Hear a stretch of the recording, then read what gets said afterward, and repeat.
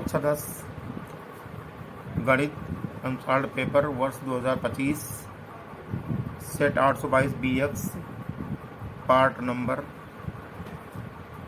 अब की बार part number 3 हुआ था, इस बार पार्ट नंबर 4 होगा। पार्ट नंबर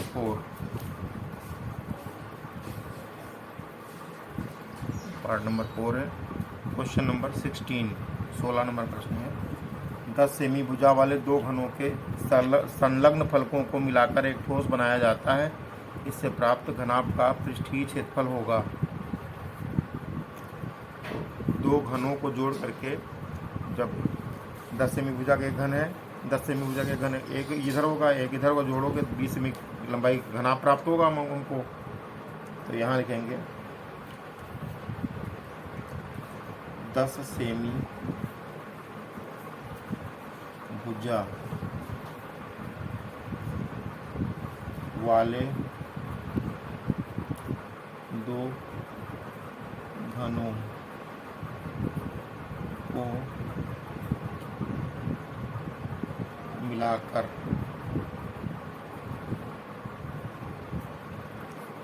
बने घनाभ बनेगा, मिलाकर बने घनाभ की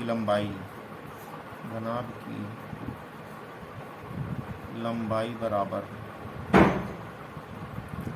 लंबाई L होगी, L बराबर होगा 10, ये 10 को मिला के 20 हो गई, 20 सेंटीमीटर। 10 + 10 बराबर 20 सेमी। L बराबर 20 सेमी आया। तो घनाभ की चौड़ाई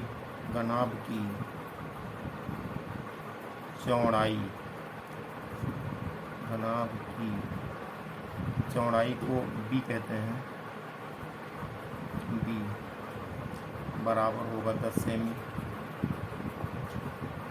ऊंचाई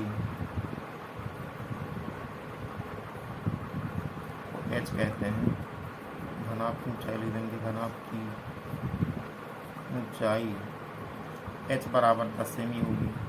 LBH हमको पता लग गया। अब हमको निकालना है इससे प्राप्त घनाभ का पृष्ठीय क्षेत्रफल। सूत्र लिखेंगे हम, चूंकि घनाभ का पृष्ठीय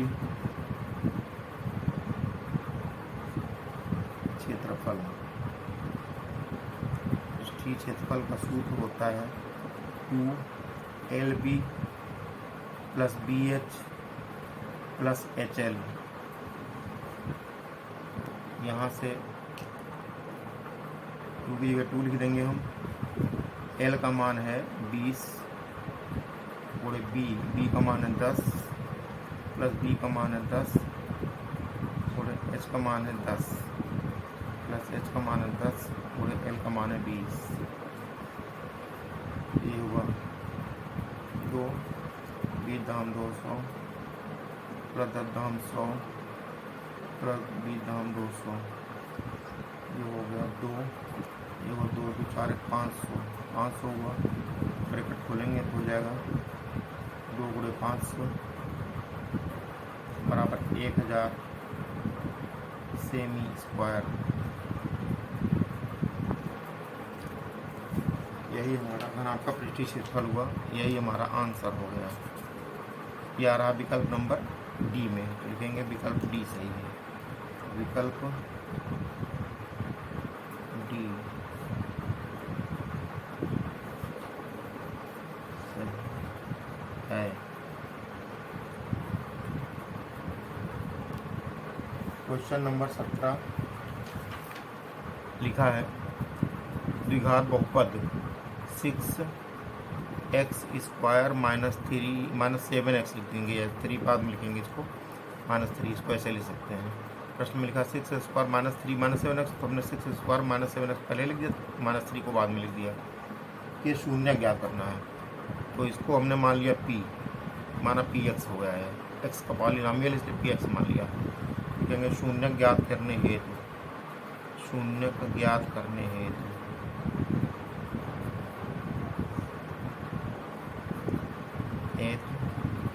PX बराबर 0 होगा,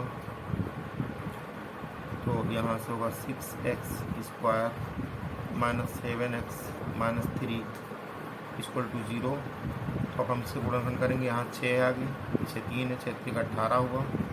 18 के ऐसे 2 टुकड़े करेंगे जिनका अंतर आ जाए 7, तो 9 दूनी 18 होता है। 9 में से 2 चला जाएगा तो 7 बचेगा। तो यहाँ लिखा हमने 6x² माइनस ये हुआ 9 माइनस 2 ये x हुआ माइनस 3 हुआ बराबर 0। ब्रैकेट खोलेंगे 6x² हुआ माइनस 9x हुआ माइनस माइनस प्लस 2x हुआ माइनस 3 बराबर 0 आया। अब हम जोड़ा बनाएंगे। पहले जोड़े में 3x कॉमन हुआ, अंदर बचा x, 2x बचा अंदर, 2x माइनस 3 प्लस यहाँ 1 कॉमन हुआ, यहाँ बचेगा 2x माइनस 3 बराबर 0। तो अब 2x माइनस 3 हमने कॉमन लिया, अंदर आया 3x प्लस 1 बराबर 0। ये हुआ 2x माइनस 3 बराबर 0 लिखेंगे पहले, फिर इधर लिखेंगे 3x प्लस 1 बराबर 0 लिखेंगे। ये हुआ 2x इक्वल टू आ गया 3, यहाँ से x बराबर आ गया 3/2। फिर यहाँ से 3x बराबर माइनस 1 आया तो x बराबर आ गया -1/3 लिखेंगे। अतः शून्यक बराबर, अतः शून्यक बराबर 3/2 कामा माइनस के 1/3। यही हमारा आंसर हो गया। लिखा रैखिक समीकरणों, रैखिक समीकरण युग में लिखा है, युग दिया गया है 4/3x प्लस 2y। तो ये -8 यहाँ लिख देंगे बराबर 0 कर लेंगे। 8 को हमने पक्षांतर करके फिर -8 कर दिया। समीकरण नंबर 1 आ गया। यहाँ से हमारा a1 आया 4/3 और b1 बराबर आया 2, c1 बराबर आया -8। समीकरण 2 लिखेंगे। समीकरण 2 है 2x प्लस 3y -12 बराबर 0 हुआ यहाँ पर। यहाँ से समीकरण 2 है, इससे हमारा a2 मिलेगा, a2 बराबर 2, b2 बराबर 3, c2 बराबर हुआ -12। अब लिखेंगे पहले, अब a1/a2 निकालेंगे। a1/a2 बराबर होगा, a1 का मान है 4/3 बटे a2 का मान है 2, तो हो गया है 4/3। तो ये 2 नीचे गुणे ग्रुप में यहाँ आएगा। तो यहाँ से अगर हम हल करेंगे तो 2 का नम 2, 2 दूनी 4, ये 2 बार गया यहाँ से, तो ये हो गया 2/3। दिस इम्प्लाइज दैट a1/a2 बराबर 2/3। ये a1/a2 का मान आया। अब हम निकालेंगे b1/b2। b1/b2 बराबर, b1 का मान है 2/b2 का मान है 3, b1/b2 का मान आ गया 2/3। अब निकालेंगे c1/c2। अब c1/c2, c1 का मान -8 है बटे c2 का मान -12 है। इसको हम 4 से कैंसिल करेंगे, 4 दूनी 8, 4 तेईं 12, और ये माइनस से माइनस आपस में कट गया दोनों। तो क्या आया, दिस इम्प्लाइज दैट आ गया यहाँ पर c1/c2 बराबर 2/3। ये c1/c2 वैल्यू आई। तो हमने यहाँ देखा कि a1/a2 का मान 2/3 आ रहा है, b1/b2 का मान भी 2/3 आ रहा है, c1/c2 का मान भी 2/3 है। तो तीनों मान बराबर हैं। लिखेंगे चूँकि a1/a2 बराबर b1/b2 बराबर c1/c2, अतः निकाय के अनंत हल होंगे। अतः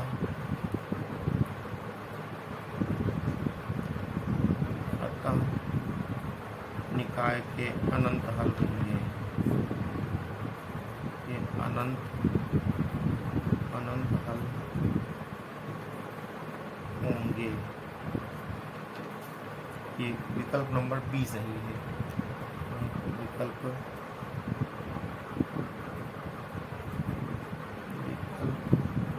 बी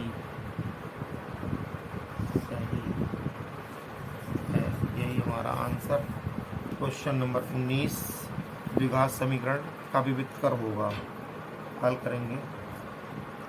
द्विघात समीकरण लिखा है 3x² यहाँ से निकल गया 3x² माइनस 4√3x प्लस 4 बराबर 0 की तुलना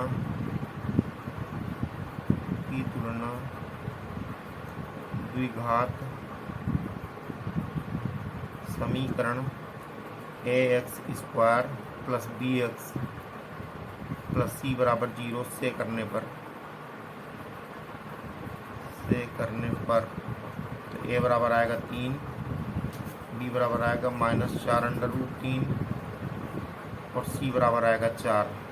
तो विविध कर क्या होगा? विविध कर का सूत्र होता है विविध कर बराबर होता है b² minus 4ac।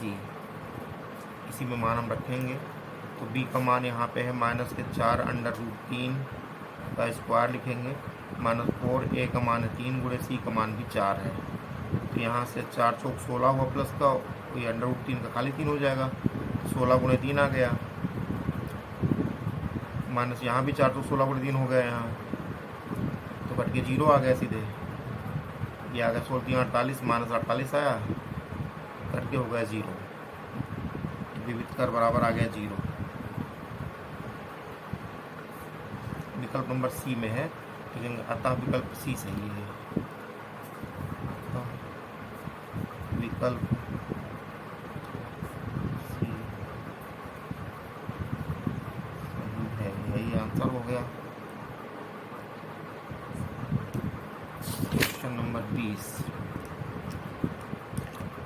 Question number 20 में लिखा है, हल करेंगे।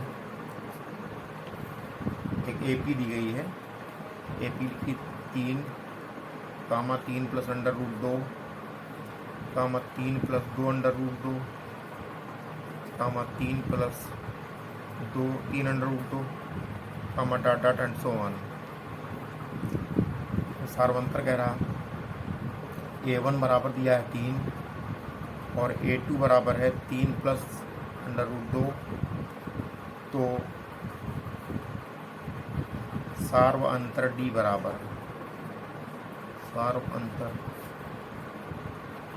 बराबर होगा A2 माइनस A1। तो D बराबर A2 का मान है 3 प्लस √2 माइनस A1 का मान है 3। तो यहाँ से 3 कट गया, यहाँ से D बराबर आया √2। यही हमारा सारवंतर आया। तो लिखेंगे सारवंतर √2 और विकल्प D में, अतः विकल्प D सही है। अतः विकल्प D सही है, यही हमारा आंसर होगा।